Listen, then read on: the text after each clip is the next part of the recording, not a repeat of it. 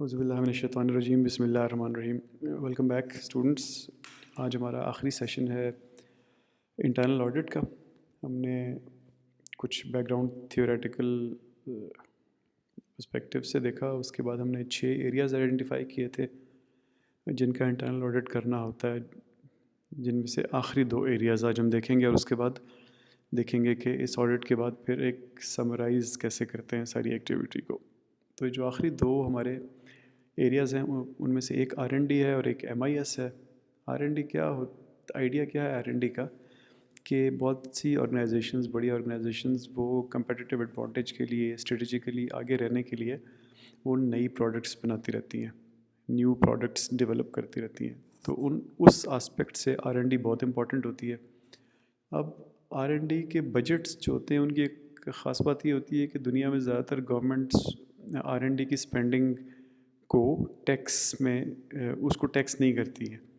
तो ये भी एक इंसेंटिव होता है बड़ी ऑर्गेनाइजेशंस के लिए कि वो R&D में ज़्यादा पैसे लगाएं, क्योंकि उनकी टैक्स बचता है फिर। और R&D में पैसे लगाने से आपको वैसे ही कंपेटिटिव एडवांटेज भी मिलता है और आपके एसेट्स भी बढ़ सकते हैं R&D से रिलेटेड। तो जो आप अप्रोचेज़ या स्ट्रेटजीज़ ले सकते हैं R&D बजट एलोकेशन की, वो ये हो सकती हैं कि एक स्ट्रेटजी तो ये हो सकती है कि आप जितना फ़ंड कर सकते हैं करें R&D को। बहुत सी ऑर्गेनाइजेशंस होती हैं जो भी जिनको स्पेयर स्पेस मिलती है पैसे की, तो वो R&D पे लगाती हैं। ये भी हो सकता है कि आप परसेंटेज ऑफ सेल्स मेथड लें, यानी हमारी सेल्स फ़र्ज़ करें 100 रुपये हुई, जब भी जितनी भी, तो हम उसका 5% R&D पे लगाएंगे। तो 1 बिलियन हो गया तो हम उसका 50 मिलियन R&D पे लगा देंगे। एक तरीका ये हो सकता है कि आप अपने कंपेटिटर्स की R&D की जो स्पेंडिंग है उसको मैच करें या उसको एक्सीड करें। एक तरीका ये हो सकता है कि आप बजाय इसके कि आप फंडिंग पहले से डिसाइड करें, आप ये देखें कि प्रोजेक्ट्स कितने रिक्वायर्ड हैं सक्सेसफुल R&D के, और फिर बैकवर्ड एस्टिमेट करके R&D का बजट का फ़ैसला करें। तो अप्रोचेस बहुत सी हो सकती हैं, कोई भी स्ट्रेटजी हो सकती है, आप अपनी सिचुएशन के मुताबिक उसको अडॉप्ट करते हैं। और मैं बेसिकली जो न्यू प्रोडक्ट डेवलप करने वाली फर्म्स होती हैं, बल्कि कह लें कि हर अच्छी सक्सेसफुल फर्म जो होती है वो न्यू प्रोडक्ट डेवलपमेंट पे हमेशा सोचती रहती है। तो R&D जो है वो स्ट्रेटजी बनाने में और उनको इम्प्लीमेंट करने में फिर बहुत उसका बेसिक रोल होता है, क्योंकि आपने नई प्रोडक्ट रिसर्च एंड डेवलपमेंट करके ही मार्केट में लॉन्च करनी होती है। इसकी चेकलिस्ट में क्या क्या सवाल हैं? Does the firm have R&D facilities अपनी हैं कि नहीं, और हैं तो एडिक्वेट हैं कि नहीं? अगर आप R&D को आउटसोर्स कर रहे हैं तो क्या वो कॉस्ट इफ़ेक्टिव है या नहीं, कहीं बहुत ज़्यादा पैसे जो है वो आपकी पार्टनर फर्म तो नहीं ले जा रही? क्या आपके लोग जो R&D में हैं वो वेल क्वालिफाइड हैं? क्या आपके R&D के रिसोर्सेज सही तरह एलोकेट होते हैं, या वो कहीं इधर उधर किसी और हेड में मूव हो जाते हैं? क्योंकि ऐसा भी होता है कि R&D के नाम पे आप पैसे लेते हैं, लेकिन जैसे फॉर एग्जांपल मैंने R&D करनी है लेकिन उसके लिए पहले बिल्डिंग बना दी, फिर उसमें AC लगा दिए, फिर उसमें वगैरह वगैरह इस तरह की डेवलपमेंट्स कर दी, तो वो सही स्पेंडिंग नहीं होती है।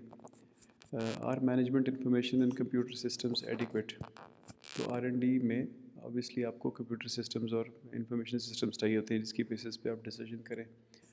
इस communication between R&D and other organisational units effective? R&D obviously तभी कामयाब होगी जब आप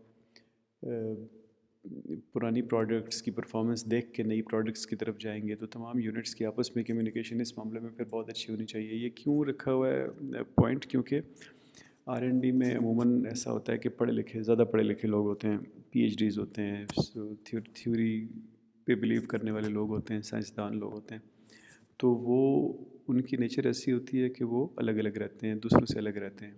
तो चेक करना बहुत ज़रूरी है कि वो बाकी डिपार्टमेंट से डेटा लेते रहते हैं, उनसे इंटरेक्ट करते रहते हैं कि नहीं। और finally, are present products technologically competitive? ये सवाल क्यों? क्योंकि आप ये देखना चाहते हैं कि ये न्यू प्रोडक्ट डेवलपमेंट की तरफ जा भी रहे हैं कि नहीं। कहीं ऑर्गेनाइजेशन ऐसा तो नहीं कि बस वो एक प्रोडक्ट बनाई थी 20 साल पहले और उसी को बेची जा रही है, तो न्यू प्रोडक्ट डेवलपमेंट का कोई ट्रेंड ही नहीं है। तो ये कुछ चेकलिस्ट्स थी। अब अगला जो एरिया है वो है MIS या मैनेजमेंट इंफॉर्मेशन सिस्टम। MIS होता क्या है? बेसिकली आइडिया ये है कि आप डेटा इस तरह से इकट्ठा करें, उसको इस तरह अरेंज करें कि उसमें से इंफॉर्मेशन एक्सट्रैक्ट की जा सके, और फिर उस इंफॉर्मेशन को सिंथेसाइज करके, एनालाइज करके प्रेजेंट करें डिसीजन मेकर्स के सामने, इस तरह के वो उस पर स्ट्रेटिजिक डिसीजंस कर सकें और उनके डिसीजंस की क्वालिटी अच्छी हो। तो ये बेसिक आइडिया है MIS के पीछे। और MIS कोई भी अच्छा जो होता है वो बेसिकली चल रहा होता है अपने डेटाबेस की क्वालिटी पे। डेटाबेस की क्वालिटी या स्ट्रक्चर जितना अच्छा होगा, जितनी अच्छी इन्फॉर्मेशन अच्छे तरीके से, अच्छे टैग्स के साथ, अच्छे कोड्स के साथ उसमें स्टोर्ड होगी, और जितनी इजीली उससे रिट्रीव करके, डेटाबेस से रिट्रीव करके आप किसी इन्फॉर्मेशन को सिंथेसाइज कर सकेंगे, उसके ग्राफ्स वगैरह बना सकेंगे, किसी अच्छे तरीके से उसको प्रेजेंट कर सकेंगे, ट्रेंड्स दिखा सकेंगे, तो उतना अच्छा MIS का सिस्टम होता है, और वो उतना अच्छा डिसीजन मेकिंग में मदद देता है लोगों को। क्योंकि आपके पास फ़ाइलों के ढेर लगे हों, कागज़ों पे आपने जितना मर्ज़ी लिखा हो, आप कंपैरेटिव एनालिसिस नहीं कर सकते हैं डेटा का जब तक एक अच्छा MIS सिस्टम आपके पास मौजूद ना हो। इसकी चेकलिस्ट्स में क्या क्या है? सबसे पहले कि इस सिस्टम को मैनेजर्स डिसीजन मेकिंग के लिए यूज़ भी करते हैं कि नहीं, कि वैसे ही बस एक कंप्यूटर सिस्टम बना हुआ है और कोई उसको खोलता ही नहीं है। जो उसके मैनेजर्स हैं उसमें डेटा डालते रहते हैं, लेकिन डेटा को ना कोई इस्तेमाल करता है, ना उसकी बेसिस पे कोई डिसीजन मेकिंग होती है, ना मीटिंग्स में कोई उसको कहता है कि चलो MIS से देखते हैं वहाँ पे कितने लोग हैं, वहाँ पे इस मशीन की कितना यूजेज किया गया है, वगैरह वगैरह जो भी डेटा है। Is there chief information officer? तो कोई हेड है MIS का इस ऑर्गेनाइजेशन में, और वो पावरफुल है या नहीं?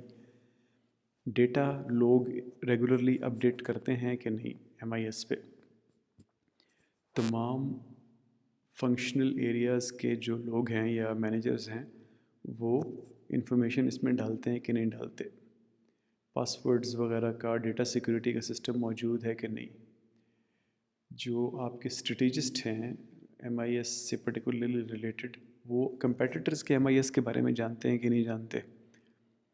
फिर एक और बहुत इम्पॉर्टेंट चीज़ ये कि ये जो MIS है, ये यूज़र फ्रेंडली है या नहीं? क्योंकि MIS अगर मुश्किल होगा इस्तेमाल करना, तो फिर लोग इस्तेमाल नहीं करेंगे, क्योंकि MIS बनाते हैं IT वाले लोग।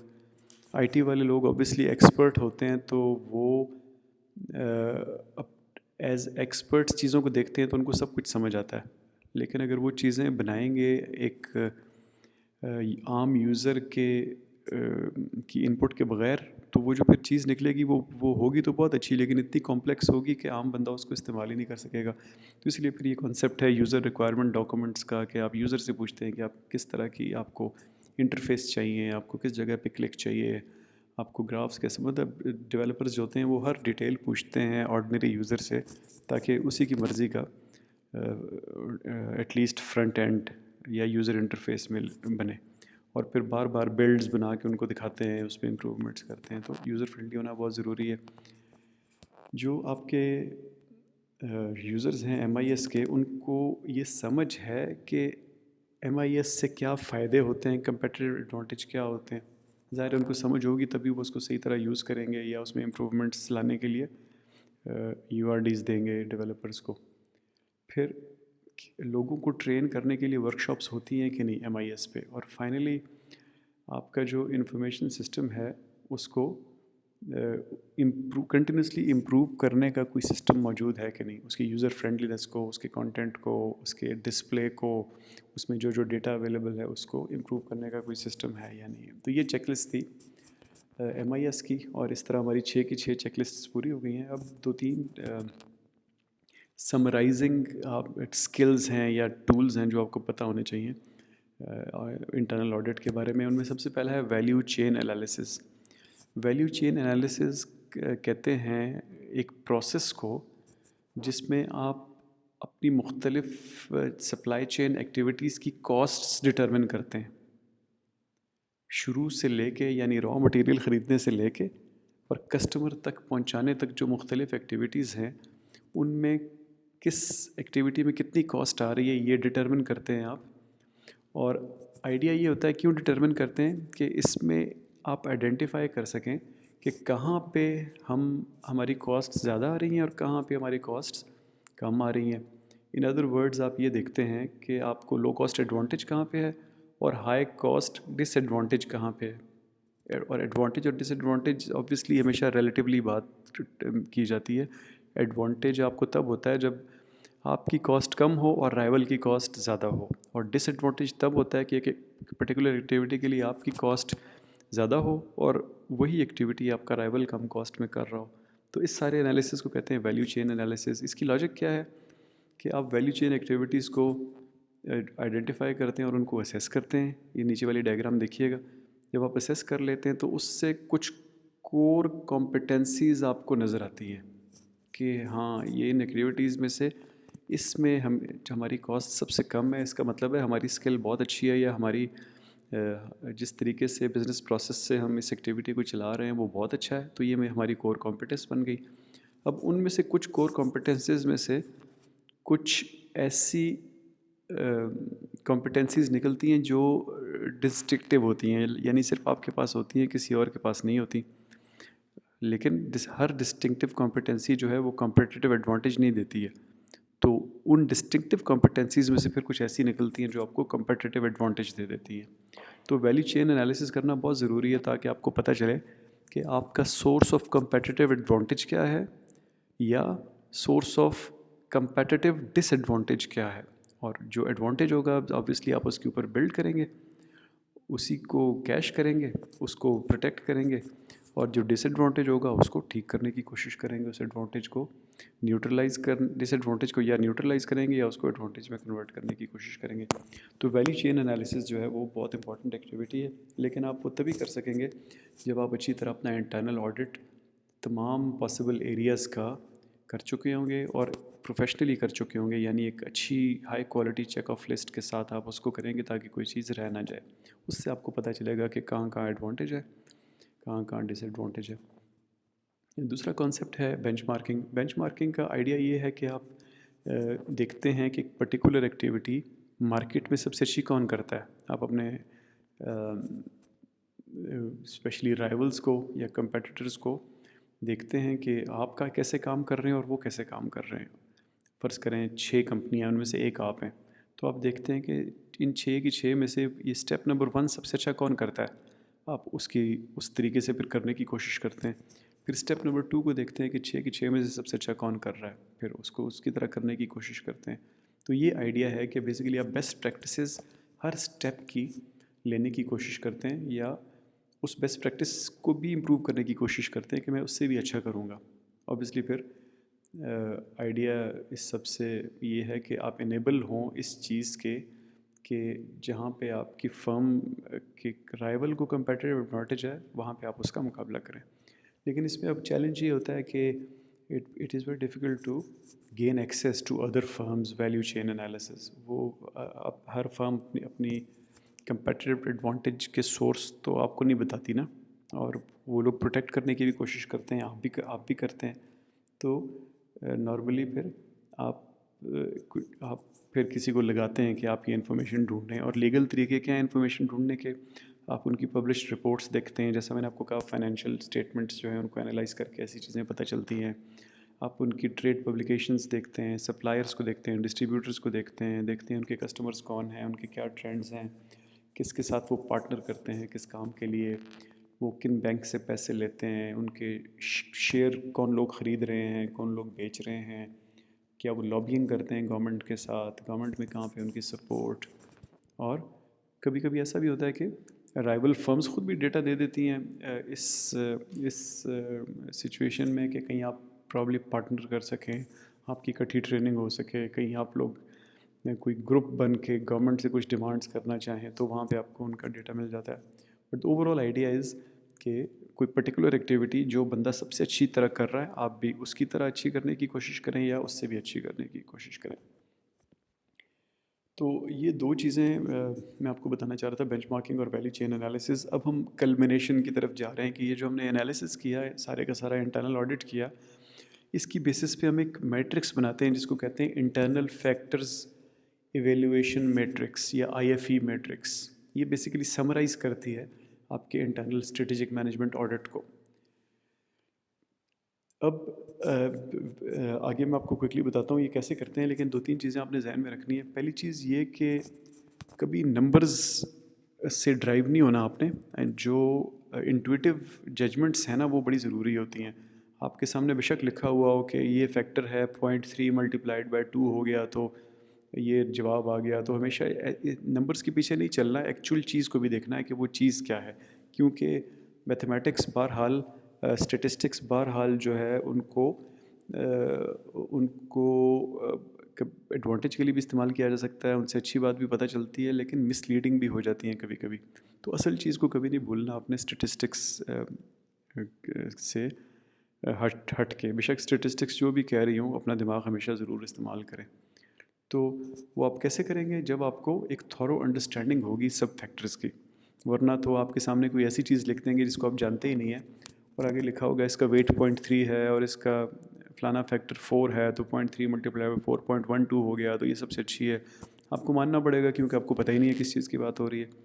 तो आप इंट्यूटिव जजमेंट तब देते हैं, एक्सपर्ट तब बनते हैं, असल बात तब समझते हैं जब आप एक्चुअली उस फैक्टर को थॉरोली समझते हो। तो विद दिस बैकग्राउंड मैं आपको बताता हूँ कि बनती कैसे है मैट्रिक्स। इसके 5 स्टेप हैं। सबसे पहले आप की इंटरनल फैक्टर्स लिखते हैं, 20, टोटल 20 फैक्टर्स लिखते हैं, जिनमें स्ट्रेंथ्स भी होती हैं और वीकनेसेस भी होती हैं। ये कहाँ से आएंगे? ये जो आपने ऑडिट की चेकलिस्ट के जवाब लिखे थे उनमें से आएंगे। जैसे फॉर एग्जांपल एक स्ट्रेंथ आपको शायद पता चली कि इस कंपनी के पास पेटेंट हैं बहुत ज़्यादा, और इस वजह से ये फ़लानी चीज़ सिर्फ ये कंपनी बना सकती है, तो ये बड़ी स्ट्रेंथ हो गई। इसी तरह आपको शायद ये पता चले कि इस कंपनी का ट्रेनिंग सिस्टम बहुत अच्छा है, इसलिए एम्प्लॉयज़ फ़ौरन आके स्किल्स गैदर गैदर करते हैं और काम पे लग जाते हैं, बड़ी स्ट्रेंथ हो गई।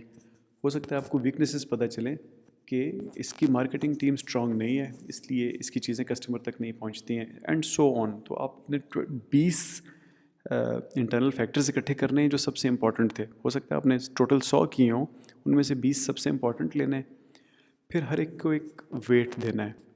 वेट देना है यानी वेट देना ये होता है कि आप 1 में से उसको, अगर टोटल इम्पोर्टेंस 1 है सारे फैक्टर्स की, तो उनमें से इस पर्टिकुलर फैक्टर की कितनी इंपॉर्टेंस है। तो वो 0.0 से लेके, यानी जो बिल्कुल अनइम्पॉर्टेंट चीज़ होती है, 0.01 भी हो सकता है, 0.02 भी हो सकता है, और मैक्सिमम 1 होता है, यानी ये ही इम्पॉर्टेंट है और कुछ इम्पॉर्टेंट नहीं है। लेकिन नॉर्मली ये होता है कि इसके बीच की कोई फिगर होती है और तमाम का वेट मिला के 1 हो जाता है।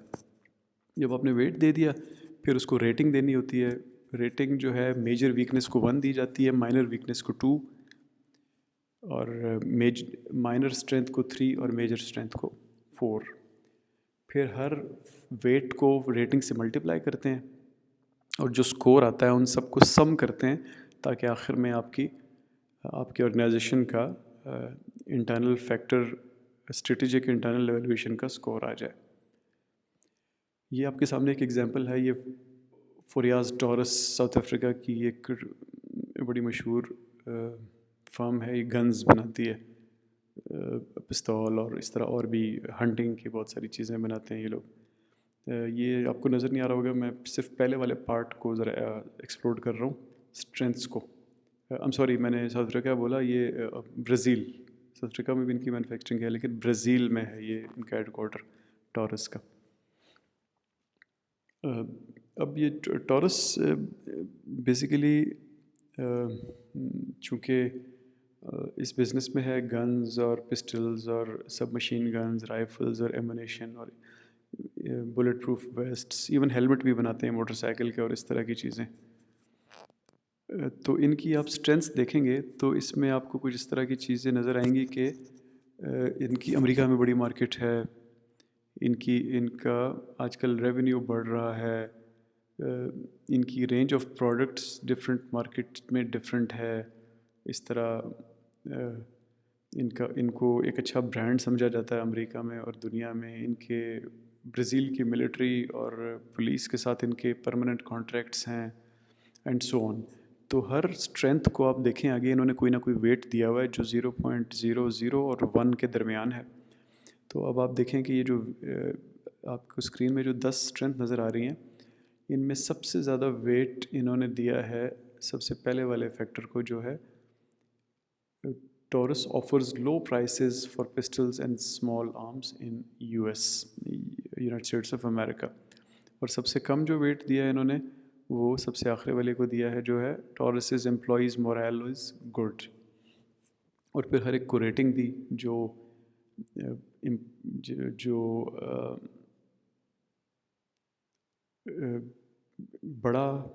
बड़ी स्ट्रेंथ थी, मेजर स्ट्रेंथ थी, उसको 4 दे दी, और जो छोटी स्ट्रेंथ थी उसको 3 दे दी। और फिर वेट वाले फिगर को और रेटिंग वाले फिगर को मल्टीप्लाई कर दिया तो आगे वेटेड स्कोर आ गया।